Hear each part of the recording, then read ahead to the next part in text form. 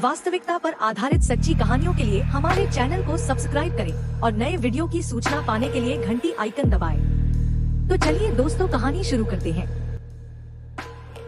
जब मैं 6 या 7 साल का था, मैं आयोवा के एकांत ग्रामीण इलाके में एक छोटे से खेत में रहता था। हमारा घर खेतों के बीच में बसा था, जहां सिर्फ कुछ जानवर थे, 2 घोड़े और कुछ मुर्गियां। लेकिन ग्रामीण जीवन के शांत दृश्यों से परे कुछ और भी अंधकार में था। हमारी संपत्ति एक खड़ी चट्टान पर समाप्त होती थी, जहां से नीचे चरागाह दिखाई देता था। जंगल से गिरा हुआ एक पेड़ किनारे पर अस्थिरता से टिका हुआ था। पिताजी ने मुझे चेतावनी दी थी कि मैं उसके पास कभी न जाऊं। उन्होंने कहा कि यह खतरनाक, फिसलन भरा और अस्थिर है। लेकिन मेरी जिज्ञासा ने मुझ पर विजय प्राप्त कर ली। मुझे उस पेड़ पर चढ़ने का रोमांच याद है, मेरे सामने फैला हुआ दृश्य। लेकिन फिर मेरा पैर चिकनी छाल पर फिसल गया। मैं चट्टान से नीचे गिर गया। मैंने देखा कि थोड़ी देर के लिए जमीन ऊपर उठ गई। फिर कुछ नहीं हुआ। अंधेरा। मैं एक अजीब सी सनसनी से जागा, मेरी गर्दन के पीछे गर्मी और मेरी त्वचा पर एक खुरदरी, तार जैसी बनावट। मैं मुश्किल से होश में था और इससे पहले कि मैं कुछ समझ पाता, मैं फिर से बेहोश हो गया। जब मैं आखिरकार उठा तो मैंने खुद को चट्टान की चोटी पर पाया, जहां से मैं गिरा था उससे बहुत दूर। मेरा सिर धड़क रहा था और मैं अपनी आंखों में टपकते खून के कारण मुश्किल से देख पा रहा था।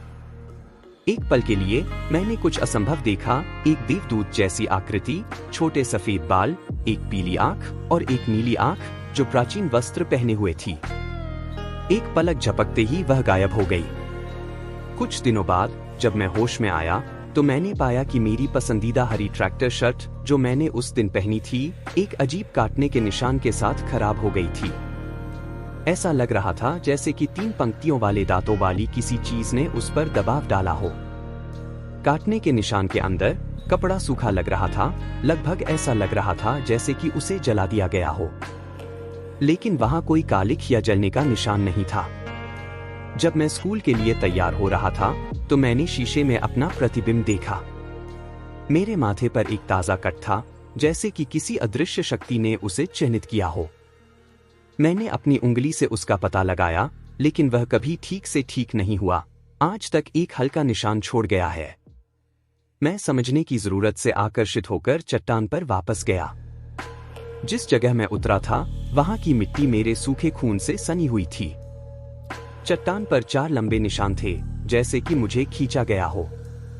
कोई पंजे के निशान नहीं, किसी बचावकर्ता का कोई निशान नहीं, बस मेरे अपने हाथों और पैरों के निशान, जैसे कि किसी ने मुझे किनारे से खींच लिया हो। मैंने उस रात के बारे में फिर कभी बात नहीं की, लेकिन कभी-कभी जब हवा पेड़ों के बीच से गुजरती है तो मैं खेत की सीमा के बाहर किसी चीज की धीमी गड़गड़ाहट सुनता हूँ। और मैं सोचता हूँ, क्या इसने मुझे बचाया या इसने मुझे अपना बना लिया?